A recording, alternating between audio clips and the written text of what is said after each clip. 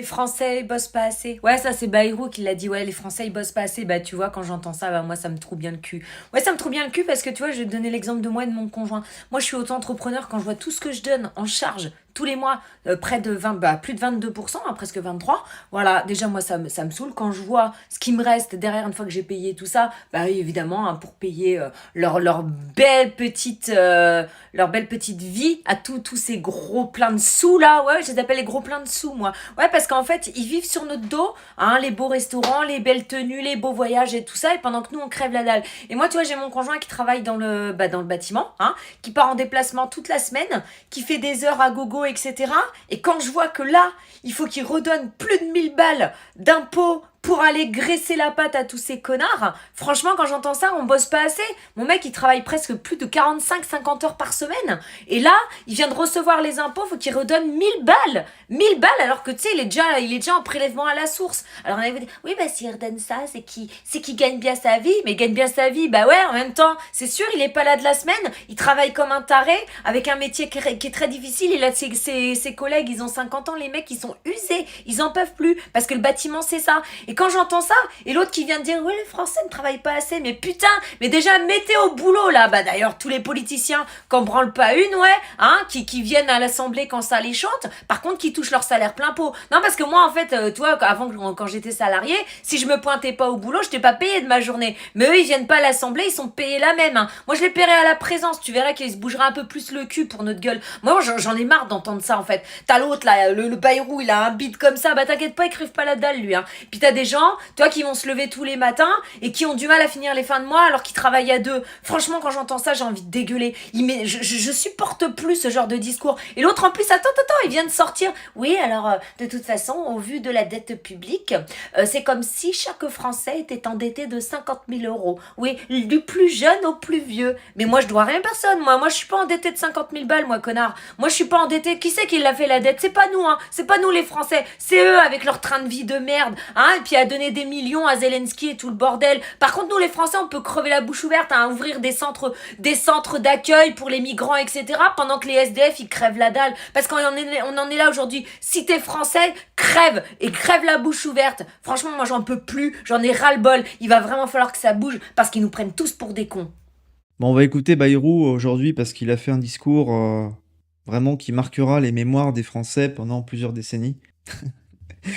Et voilà, franchement, son discours, je sais pas si vous l'avez écouté, mais c'est le discours de quelqu'un qui est perdu, qui est mou. Loin de moi de vouloir attaquer les personnes âgées, de vouloir attaquer les infirmes, mais je suis désolé, Bayrou, il est quand même Premier ministre de la France.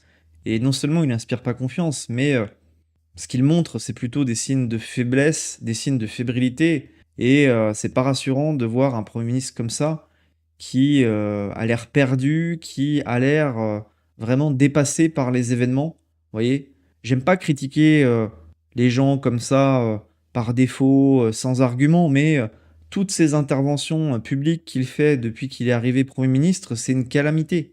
Même Michel Barnier était beaucoup plus à la hauteur, il avait une posture plus professionnelle, il inspirait beaucoup plus confiance, Michel Barnier, et aujourd'hui, moi, je vous le dis très clairement, je regrette Michel Barnier.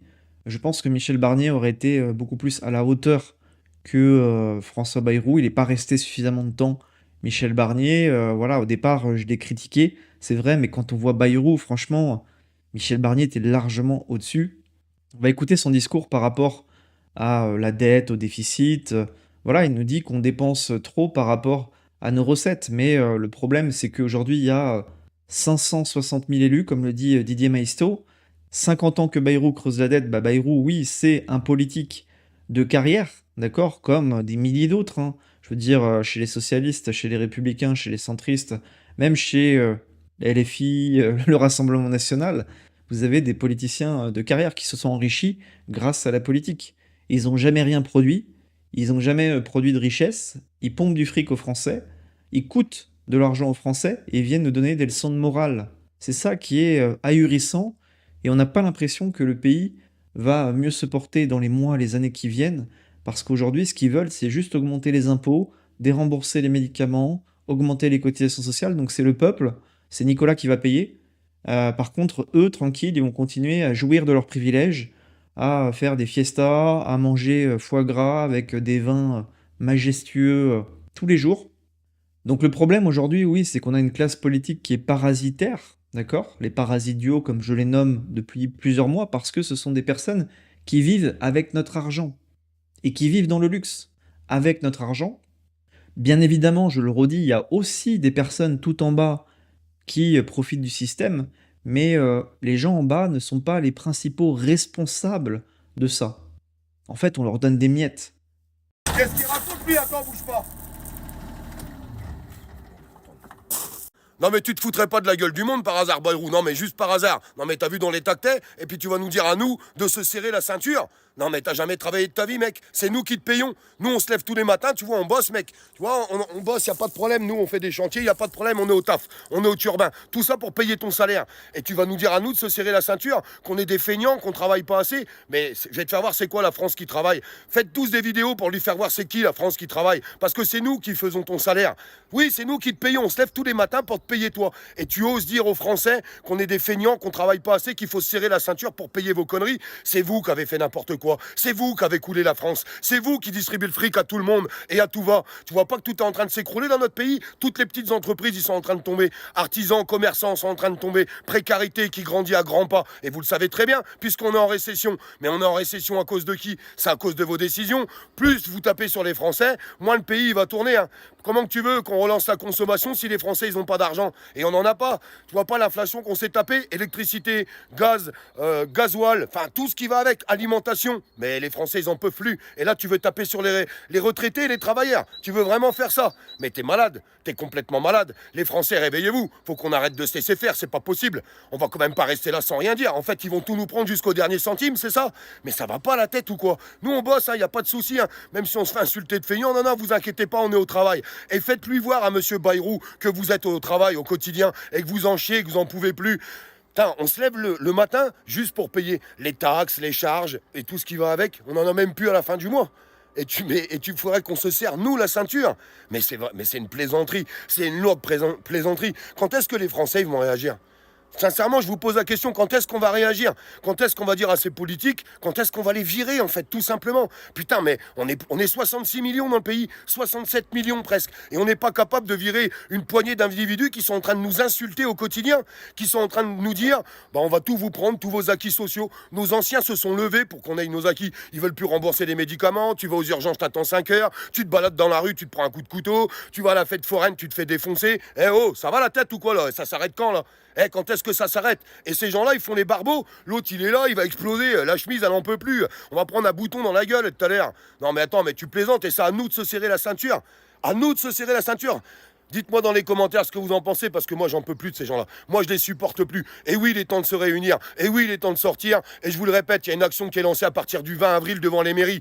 Devant les mairies, pourquoi? Pas pour aller faire vos papiers d'identité, parce que c'est un lieu de rendez-vous simple. Et c'est pas le 20 avril, c'est à partir du 20 avril. Il faut qu'on sorte de chez nous. Il faut qu'on s'exprime. Parce que la France silencieuse, on en a marre. Et il est temps qu'on porte notre voix et notre parole contre ces politiques qui nous insultent au quotidien et qui nous prennent tout notre fric et nos acquis sociaux. Parce que c'est exactement ce qu'ils sont en train de faire. Ils vont tout nous enlever. Alors, au moment, il va falloir dire stop. Correctement, je suis d'accord. Avec les bonnes personnes, je suis d'accord avec vous. Pas de souci là-dessus. On n'est pas des violents, on n'est pas là pour casser des vitrines ou pour brûler des voitures. Moi, ça m'intéresse pas ce délire. Mais putain, faut au moins qu'on s'exprime. Faut au moins qu'on dise quelque chose. On dit plus rien dans ce pays, en fait. On accepte. Alors, on baisse notre froc aussi. Eh, ça va, c'est bon. Déterminée. Rien ne serait possible sans leur soutien, et leur soutien ne viendra. Alors, je me permets de faire une pause et d'attirer votre attention sur le slogan imprimé derrière François Bayrou. La vérité permet d'agir. Pour un mec qui ment depuis des mois sur Betaram, c'est quand même assez cocasse. Alors non, la vérité, c'est pas eux. Hein, j'ai expliqué d'ailleurs, j'ai mis un post sur X, ils font tout pour que vous n'ayez pas accès à la vérité. D'ailleurs, la vérité, c'est un terme assez particulier. Mais là, on a affaire à des menteurs compulsifs, dont le métier d'ailleurs est le mensonge. Donc, oui, si nous avions la vérité, alors l'action serait immédiate. Il serait question d'une révolution où on en finirait avec les responsables de la dette, qui nous expliquent qu'ils ont une solution. Ce sont les responsables du désastre. C'est pas eux qui vont trouver la solution. Évidemment que non. Donc pour avoir une France, un pays qui va mieux, faut les virer. Quand des menteurs vous disent qu'ils veulent la vérité, c'est qu'ils veulent leur vérité. ma part de vérité, comme dirait Nicolas Sarkozy. C'est un principe simple, mais c'est pas la vérité. C'est tout sauf la vérité même. Alors là, c'est bien, c'est quand même le mec qui a été payé à rien foutre au Haut Commissariat au Plan, hein, pour pondre 4 rapports, en 4 ans, je crois, même pas, qui nous explique qu'il y a pas d'argent. C'est le mec qui a subventionné une ligne, d'avion entre Pau et Paris, pour quelques happy few dont lui. C'est le mec qui a un chauffeur, qui est un porteur de parapluie, qui a des valets, hein, toute la journée pour lui apporter, croissants, bonbons et collations à toute heure de la journée et de la nuit. Enfin la nuit non, il dort. C'est ce mec-là qui nous explique qu'il va falloir faire des efforts. Incroyable. Mais attends.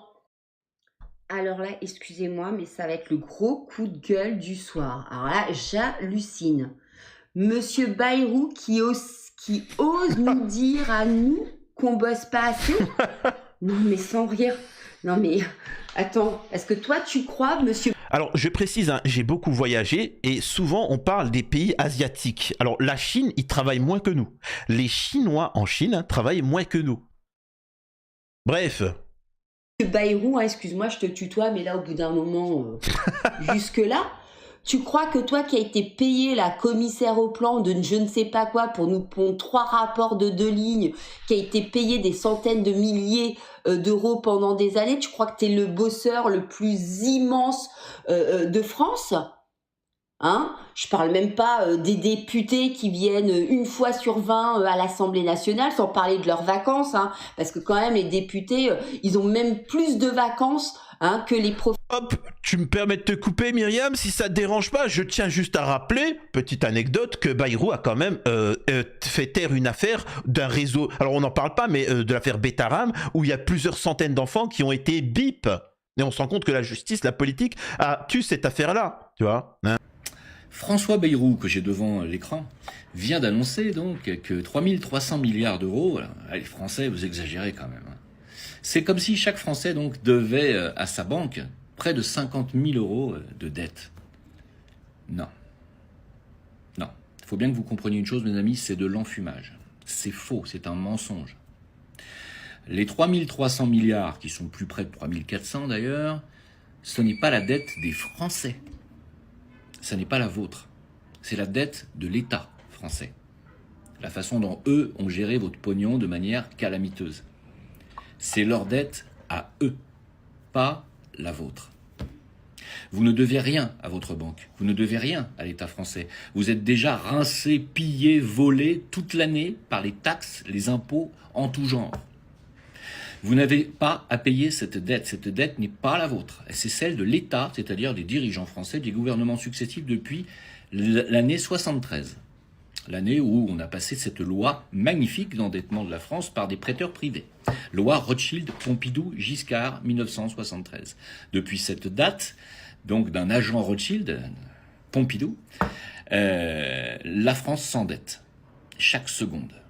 Aujourd'hui, c'est je ne sais plus combien de milliers d'euros par seconde. On est à presque 1 milliard par jour d'endettement. Presque. C'est 800 ou 900 millions d'euros par jour. L'État. Et donc Bayrou vous dit, on s'endette beaucoup trop vite. Non, ils s'endettent beaucoup trop vite. Pourquoi ? Parce qu'ils ont pactisé avec les Rothschild pour se faire prêter du pognon, on s'en fout plein les fouilles, aller financer des tas de conneries à côté qui ne concernent pas les peuples, mais qui permettent de faire du détournement d'argent et s'en mettre encore plein les fouilles. Par exemple, l'Ukraine. On a donné combien a donné Macron, votre argent à l'Ukraine ? 36 milliards officiels. 36 milliards d'euros officiels des Français. Il les a donnés à ce salopard de nazi. C'est votre pognon qu'il a donné et c'est une dette que vous devez maintenant rembourser. Vous ne pouvez pas accepter une chose comme ça, mes amis. Vous n'avez pas donné votre accord pour qu'il donne ce pognon à ce salopard. Pendant ce temps-là, c'est du pognon qu'aurait dû être gardé pour vos retraites que vous n'aurez pas. Par contre, votre patrimoine, ce que vous avez mis de côté pendant toute votre vie, c'est à vous. Ils n'ont ils n'ont absolument pas le droit de vous le prendre. Et ils vont le prendre. Ils vont prendre vos livrets A, ils vont prendre vos comptes épargne, ils vont aller piquer partout où ils peuvent. Les retraités vont désormais avoir les 10% de plus. La majoration de 10% va être sucrée. Ils vont avoir 10% d'impôts en plus à payer, etc., etc. Ils vont aller prendre le pognon là où il est.